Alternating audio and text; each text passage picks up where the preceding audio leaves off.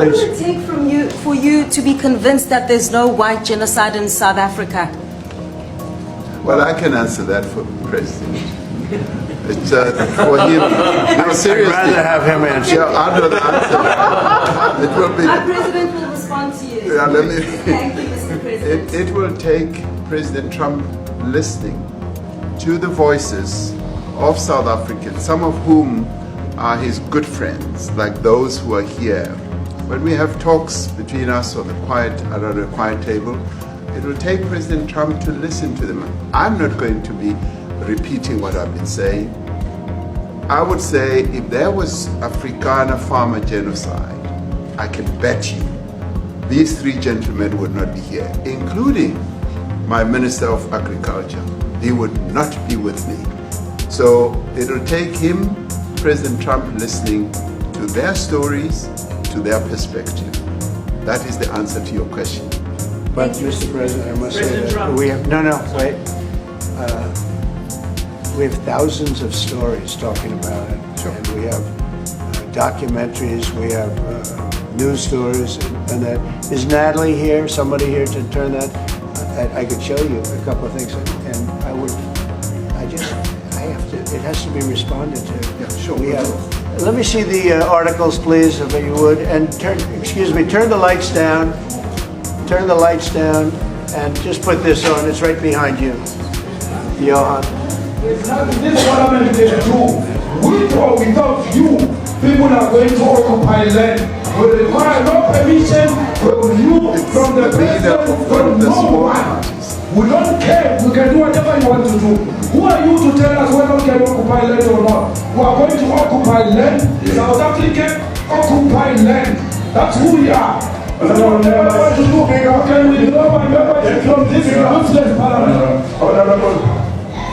Yes, honorable member. Must never be scared to kill. A revolution demands that at some point there must be killing, because the killing is part of a revolutionary act. Shoot, kill, no answer. Kill the poor, the farmer. Kill the poor, the farmer.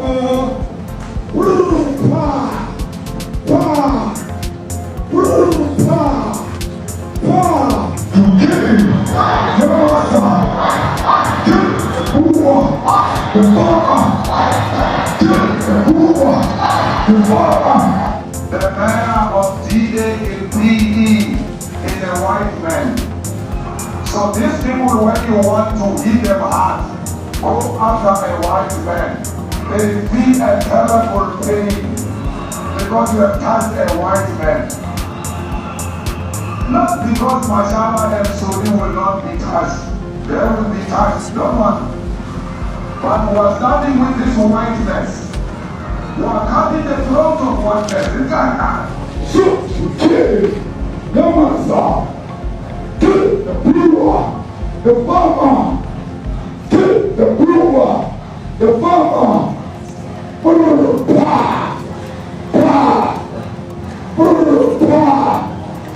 Shoot to kill, no answer. Kill the brewer, the farmer. Kill the brewer, the farmer.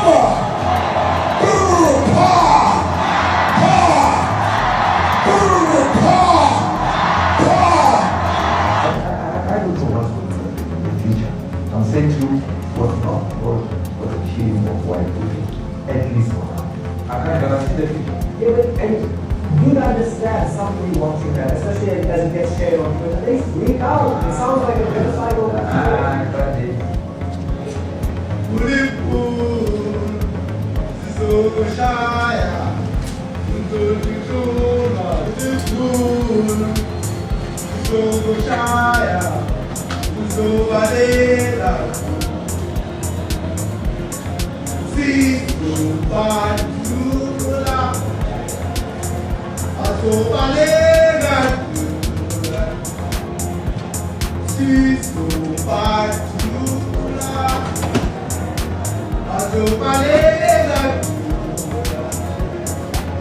We will explore great land without compensation, whether they like it or not.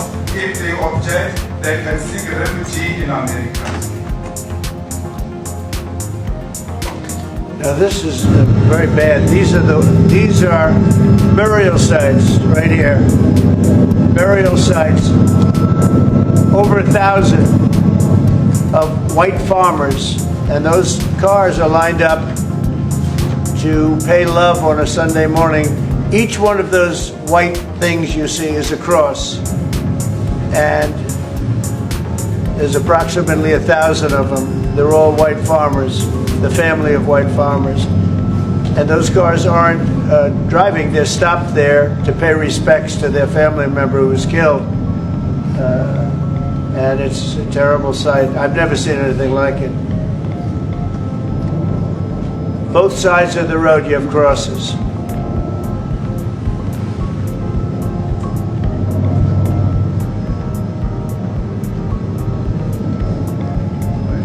Those people are all killed. Have they told you where that is, Mr. President? No, I'd like to know where that is, because this I've never seen. But, okay. I mean, it's in South Africa. That's what. We need to find out.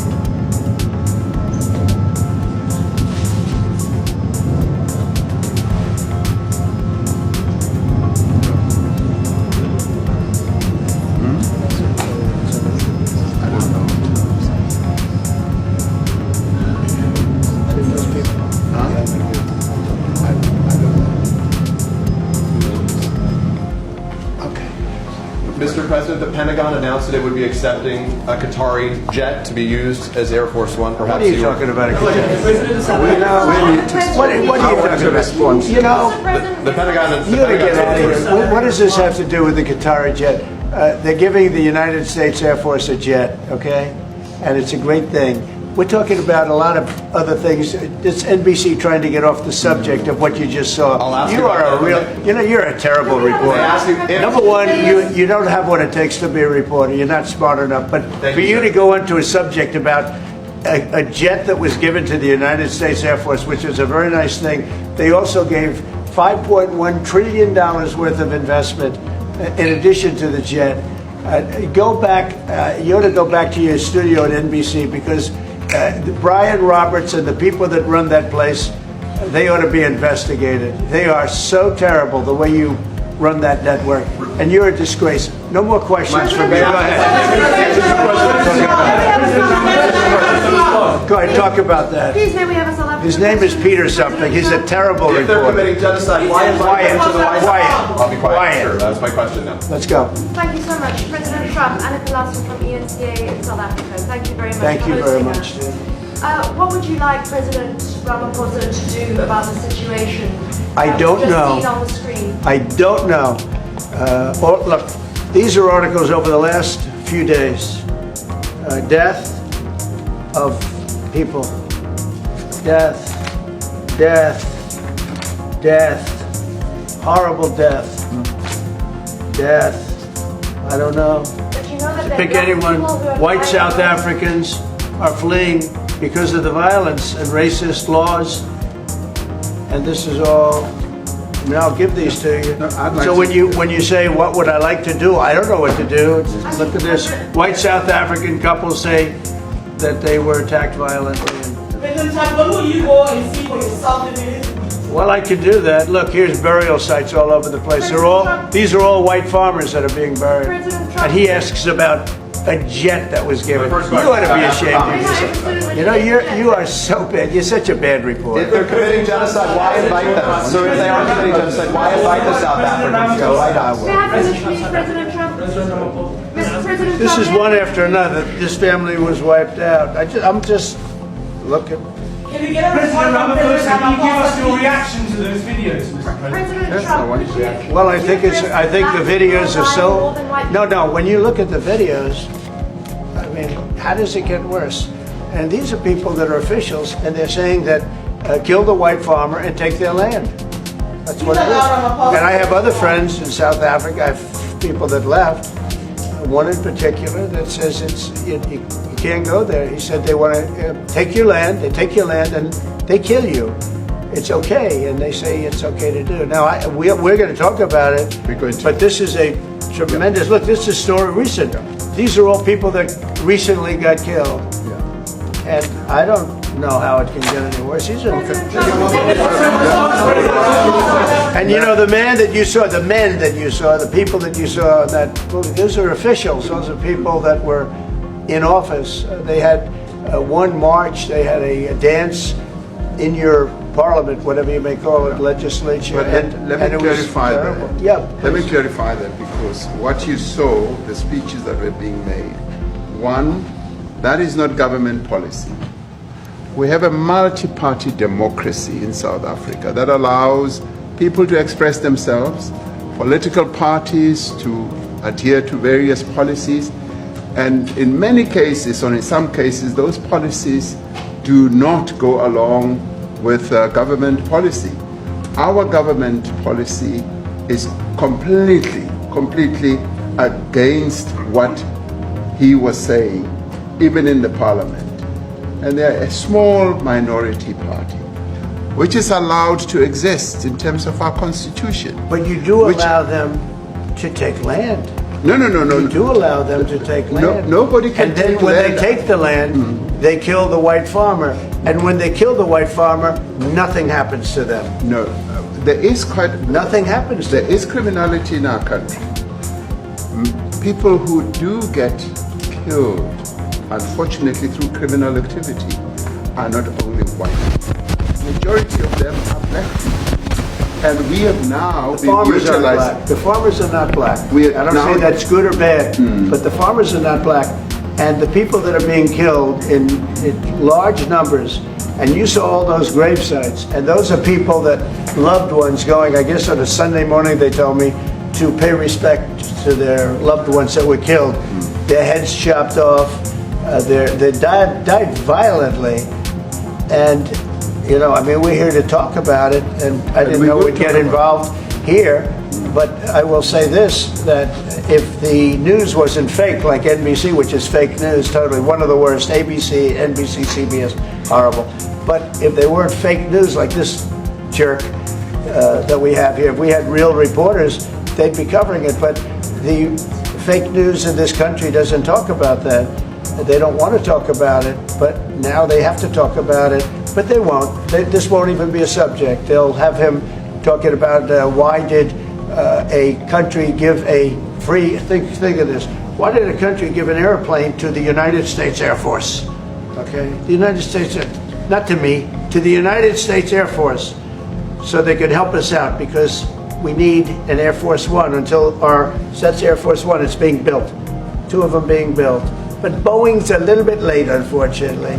So why did they give us a plane to the United States Air Force? That's what that idiot talks about after viewing a thing where thousands of people are dead. I'm sorry, I don't have a plane to give you. I wish you did.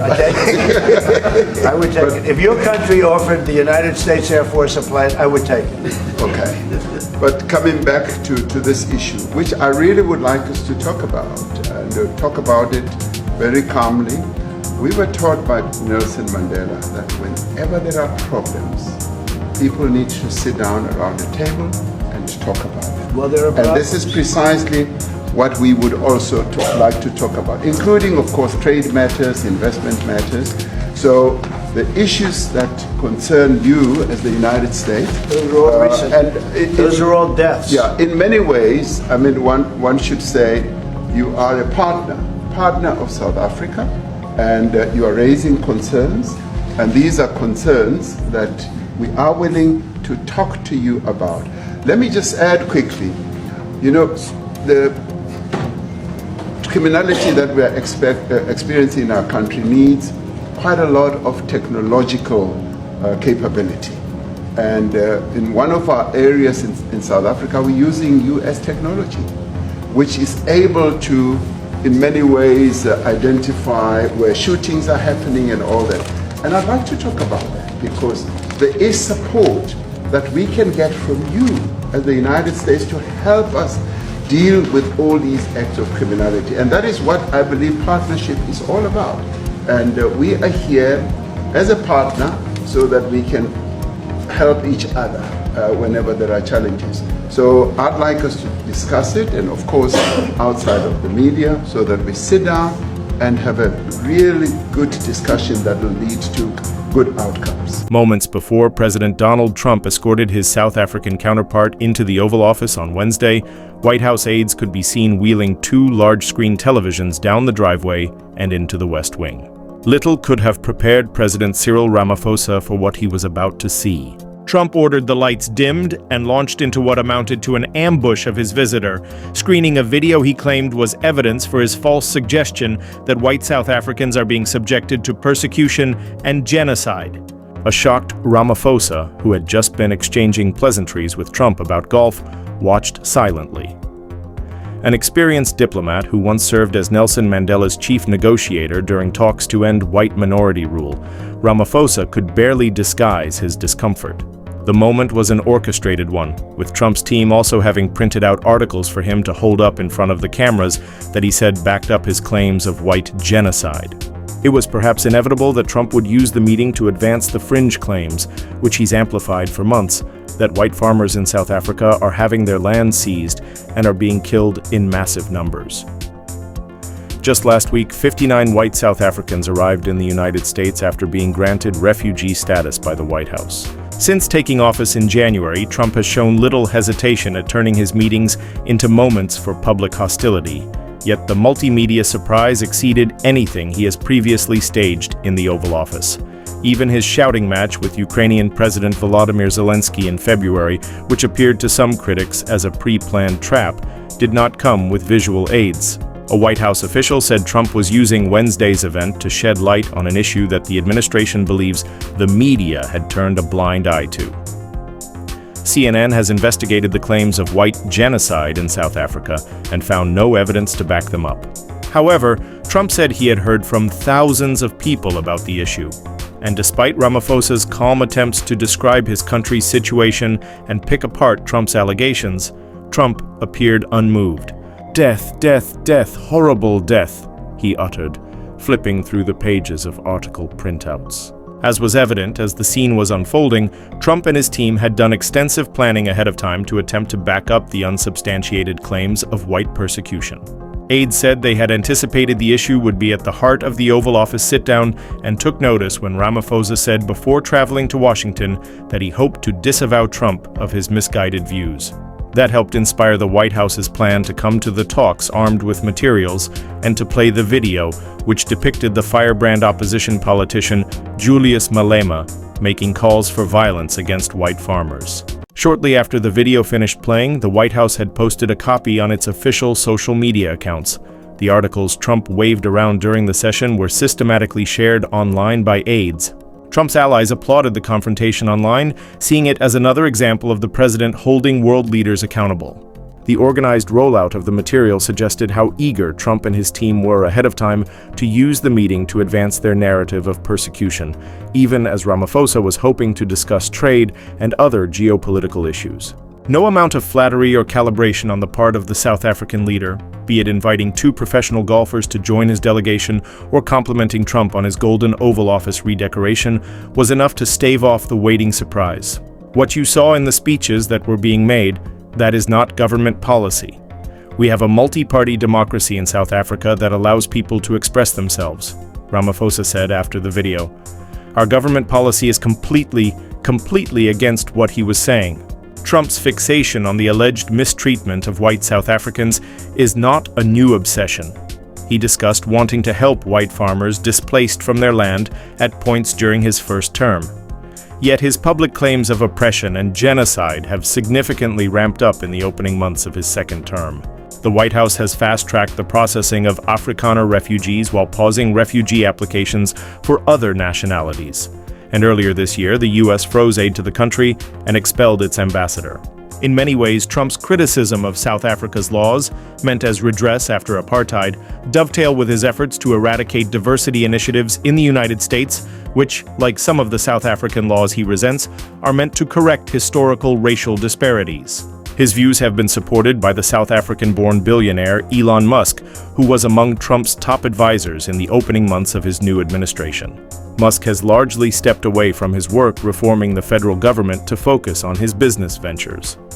But he returned to the White House on Wednesday for the meeting with Ramaphosa, standing behind one of the gold sofas and watching as the contentious meeting unfolded. Musk had accused South Africa of blocking his Starlink internet service from operating because the company didn't comport with black ownership laws. Ahead of Wednesday's visit, South African government leaders were preparing to offer a workaround plan that would allow Musk's venture to operate in South Africa. The gesture was viewed as an attempt to generate goodwill with the U.S. administration before the talks began. It seemed to do little to smooth things over, and when the Oval Office spectacle was underway, Trump seemed uninterested in giving Musk a speaking role.